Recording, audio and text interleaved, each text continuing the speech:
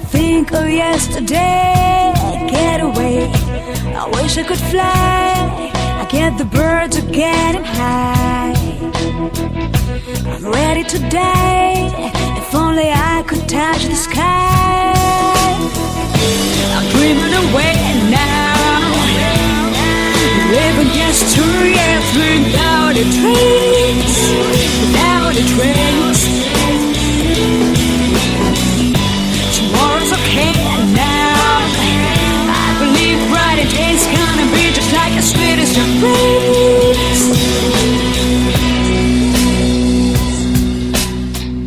I feel like a bird, like an angel in the sky. It's getting me high.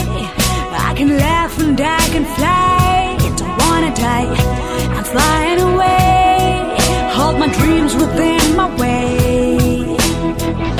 The heart gives me way. Never think of yesterday. I'm dreaming away now, living yesterday without a trace, without a trace. Tomorrow's okay now. I believe brighter days gonna be just like the sweetest embrace.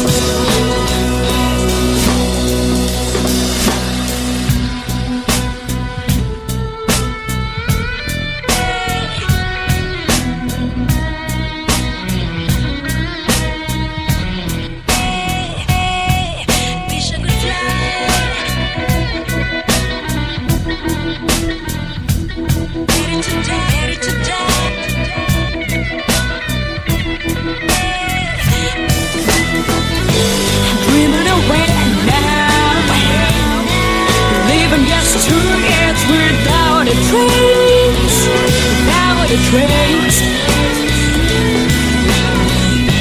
Tomorrow's okay now. I believe brighter days gonna be just like the sweetest embrace.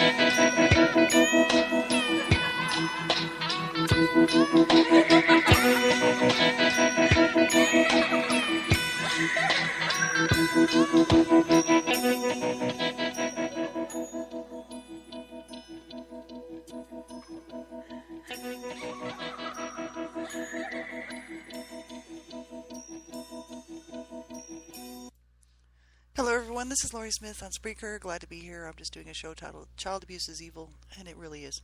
Glad to be here. I haven't done a show for a while, and I just do shows when I kind of feel like I have something to say, because I have a free account here, and I don't have the money to pay for one of the accounts that you can record numerous hours worth of material, so I just have like just a few hours left here for my free account, so I just do shows when I feel like I really need to get on and speak about things. And I'm a child abuse prevention public speaker, really is what I am, and talking a lot about the issues of child abuse. And you know, as a survivor, I have every right to speak up about this. You know, I know what child abuse is all about, and as a first-hand victim of child abuse, and it is evil. It is absolutely evil, and I hope you can hear me streaming. Probably not. I better turn the sound up just a little bit. Sorry about that. Yeah, this is Laurie Ann Smith, and I'm a child abuse prevention public speaker. That's what I was saying. And this is Child Abuse is Evil. This is just a show that I feel is very important, because child abuse is evil, and you know, people like to just dismiss it away. I just see so much of that in my lifetime. You know, I'm almost 50, and I've seen so many people just blow it off because it doesn't affect their life. You know, if it doesn't affect their life, you know, people don't tend to want to get too involved in things if it doesn't directly have something to do with them. You know what I mean? But we all need to recognize that child abuse is deadly, it's evil, and I consider it to be evil myself. So that's what this show is titled, and that's what this show is going to be about. And So that was a song called Flying Away by Zamza, and I like that song. And I just thought I'd play the whole thing. Usually I cut it off within the first few seconds of the song, so I thought I'd just play the whole thing for you. And but yeah, looking at this title of this show, Child Abuse is Evil, I've been wanting to do this show for a while. I actually had trouble with my sound and whatnot, a month or so ago, when I was going to do it originally, and then I changed it and did another show, and then one child abuse survivor to another, and then tonight I actually had some more problems with my sound, so I had to go on a different browser to do the show. But you know, the issues surrounding child abuse, I mean, we see the headlines out here, you know. People, if you read the paper, you watch the news, you go on the internet, you know, you can see what's happening out here. And we all know, you know, that there's so many documented cases of child abuse. And you know, what about the ones that are undocumented, you know? Like, what about the children who are suffering and who are being abused, who there's nobody looking in on it, and there's no help for those children, you know? And I used to do this public speaking for a few years back with a group, with an organization, not for profit, and you know, we used to talk a lot about the statistics and whatnot, and the issues. And I mean, the statistics, I mean, are what they are, and the federally funded, you know, studies that they do. It's just absolutely crazy what's going on out there, you know. And as a survivor myself, like, I know the deadly impact. You know, I survived, and it just leaves such a mark on your life, you know. And for many survivors, they don't make it because they don't for whatever reason, you know, they just cannot cope, you know. That's why I do a lot of speaking about survivor issues and trying to share with people, you know, my own story of sort of I call it my victory, really, to stay alive, you know, and not allow my past to destroy me. And it's hard. It's a battle, and it's so many people are faced with this, you know. So if they aren't killed, you know, if children aren't killed and murdered due to the abuse later on in life, basically, I mean, they're walking dead, like I've done many shows here, spiritually dead, or just walking zombies, or they just can't function, or they just have so many difficulties in life, and so many times it's due to the physical abuse, and so many times it's due to the mental abuse. And I call this evil, because it really is. There's no way that anybody can justify abusing a child. There's so many people trying to do it. If you read the articles out there, especially dealing with child sexual abuse, well, and even child physical abuse, there's so many people out there that's saying it's perfectly okay. And if you read the articles, you check it out, they're trying to justify abuse. It is completely wrong, it's completely evil, and I'm telling you, God will require justice. Justice will be served. I believe that. And you know, it's just sick and sad and wrong that people just think this is okay. You know, my whole life I've had to listen to people say to me, well, can't you just get over it? I don't know. You know, can you? You know, were you made barren at the age of 8? You know, child sexual abuse, incest, you know. I mean, this is incredibly wrong. Did you have your head bashed in by your mother quite a few times, you know? I mean, it's like, this is not, it's not okay. What these kids are going through out here right now, it's not okay. It never has been okay. It never will be okay. And this is such an unpopular topic to speak on, and I continue to do it because I'm not looking for popularity. I'm not in this to make friends. You know, this is my voice, and I choose to use it to speak out against child abuse, to speak up for survivors, and to try to share a bit of hope with people who are survivors of abuse. You know, to hang in there and do not ever give up. You know, so that's my main message. But you know, it is so incredibly evil and twisted what people do to children. And all you have to do is just not turn away and actually read some of those articles that come out, you know, regarding children being abused and what they go through. And they're very brief generally. The articles are brief, and they don't really go into the details too much. But you put yourself in that child's shoes. You know, I mean, as a survivor of abuse, we can do that. But other people who may not have been abused, who wouldn't know, you know, what it's like unless you put yourself in those children's shoes and actually, you know, try to allow yourself just for a couple of minutes to think about what those children are going through, what those children are dealing with, and as they're being killed, you know, as their little bodies are being abused, you know, I mean, to death, we're talking. And if they don't die, they're in the hospital due to the abuse, you know. And if they don't get taken to the hospital, then they're just laying in their room abused, or somewhere in the house, or somewhere. I mean, this is pathetic. And what's really wrong about it is that people try to excuse it away. and just turn the other cheek, turn their eyes away. Oh, I don't want to see that. It's too ugly. I've actually heard people say that because I'm dealing with this all the time, and I've heard people say things like, I don't want to see that or hear about it. It's just too ugly. It's too disturbing. And then I think about that, and I think my little inner child from years ago being abused sits there and thinks, try living in my shoes for about 5 minutes as a child. I grew up in hell. I grew up in this abuse, and I grew up in a highly volatile, dysfunctional family. Two parents who really had no ability to care for their children or themselves, and to even show love or affection or real love we're talking, or real care or concern for their children, who battered their children and abused their children and abused each other. And this goes on and on and on, and it's, I sit there and I say, well, how can people be so callous? How can you not care? How can you just, who cares? We know it's ugly. We had to live through it. You try living through it. You try looking in the mirror after a beating. You try hiding a beating. Try hiding bruises and welts and cuts and burns. When you're going to school, because you don't want anybody to see it. You don't want to. There's so many psychological issues surrounding abuse. Children don't want to be ripped away from their homes. They don't want to be ripped away from all that they know. You know what I mean? Taken to somewhere else. You know what I mean? So it's just an absolutely horrific situation. And you sit there and you think, wow, does this really happen? I've even had people say, I don't even think that it's possible for people to do that to children. It's like, well, think again, because it does happen, and it's just incredibly wrong what people do to children, and it's always been wrong. It always will be wrong, and it's much society, unless they've dealt with it themselves, or some people do care, obviously, but there's a large part of the society that doesn't care, and the ones that are abusing the children don't care. So what are you going to do? And then the survivors, if you happen to survive child abuse, you're left with the aftermath of trying to figure out how to live, how to actually live, and it's not easy. And so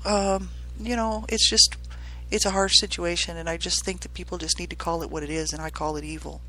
And dealing with my own situation, I've talked a lot about I share all of my stuff really publicly, because I want people to know just one more story about what child abuse does to people and what it does to children. And the issues of mental illness and whatnot in there as well. My parents were both diagnosed mentally ill, and it was evil in our home. My dad was quite often talking about killing us, killing the children, killing my mother, while we were sleeping. So, I had to go to bed at night and wonder if I'd be killed in the middle of the night, not only did I have to worry about being beaten on during the day and in the evening when I was awake and out with the people, but I had to worry about being in the middle of the night, being woken up and killed in my sleep, This is the kind of stuff kids are being put through, and then go to school the next day, and then come home, be beaten on, cursed out, cussed out, thrown out of the house, battered. It's a horrific situation. I survived it. My mom used to tell me that she would kill me. She threatened my life several times. My dad also threatened my life. He threatened all of our lives. My dad actually tried to drive me and my sister over a cliff with him in the car one time, but he stopped at the last minute. But my sister actually was 5 years older than me, so she told my mom, and then we weren't allowed to get in the car with him by ourselves anymore. So she made sure that we never went with him anywhere by ourselves anymore, because he was psychologically very, very ill, and used to try to kill himself too. So we had to worry about that, and just the issues of not being wanted. I talk a lot about that on my shows. There's a whole emotional, psychological aspect to abuse as well. It's not just the physical beatings. It's not just the sexual abuse. It's not just that type of damage. There's the whole damage of just being an unwanted child, knowing that you were. A child growing up in a home like with that kind of abuse going on generally is not wanted, and so then, all your life you're facing rejection, and every time you get rejected, those cuts, those pains, those wounds just come back, and it's really difficult to get over. It's really difficult to find our place here, and to find ourselves in the midst of this mess, and I've been so incredibly blessed to be able to get over much of the pain that I was in from being abused as a child, and I'm still I'll probably always be working on it, but I've come a long, long way. And so, that's why I do what I do, because child abuse is absolutely evil. And it just continues on and on and on, And when does it stop? When are people going to wake up and realize what they're doing to children is wrong? We have a whole segment. I don't speak a whole lot about sexual trafficking, but there's this whole issue of these pedophile rings going on. Why would society think that that's okay? And why would anybody in society think that that's all right and that that's not completely pure evil? Because it is. And I have a voice. I can speak out, and it's completely wrong. And it's going on. I was abused sexually as a child by my brother, raped and sodomized, and sexually abused for about a year, and I'm barren because of that.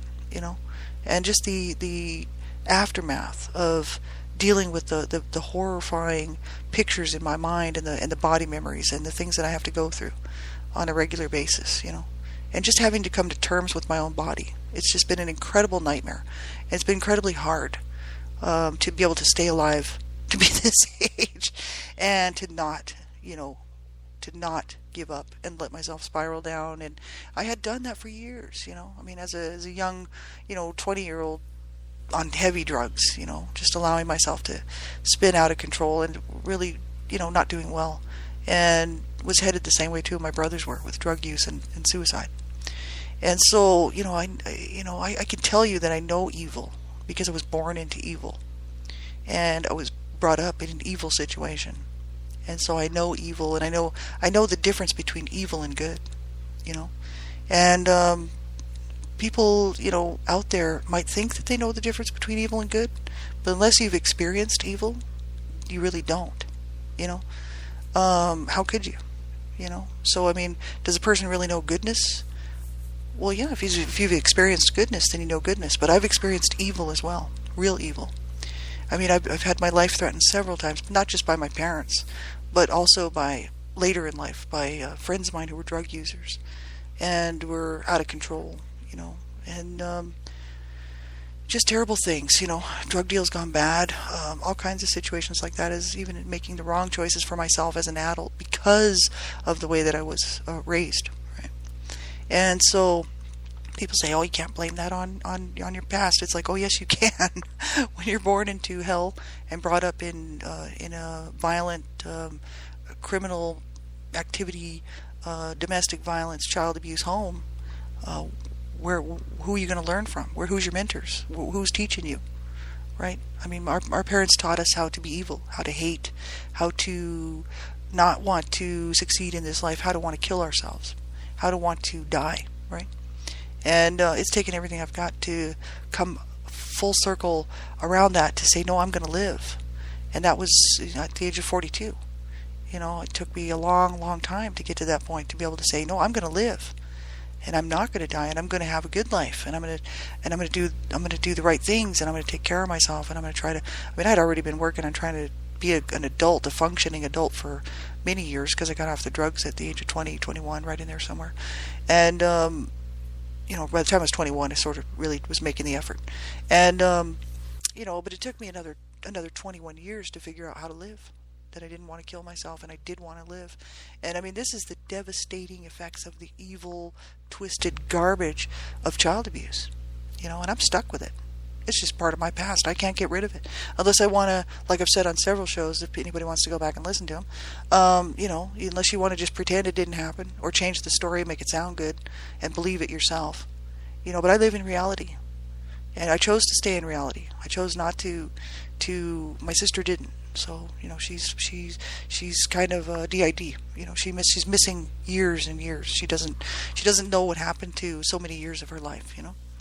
And she's got DID, right? So so many people can't stay in the now. You know what I mean? And they just can't stay in the present. And I decided, and I made a clear choice, even though I was using drugs as a young teen and preteen actually, to stay in the present so that I could keep track of who was doing what.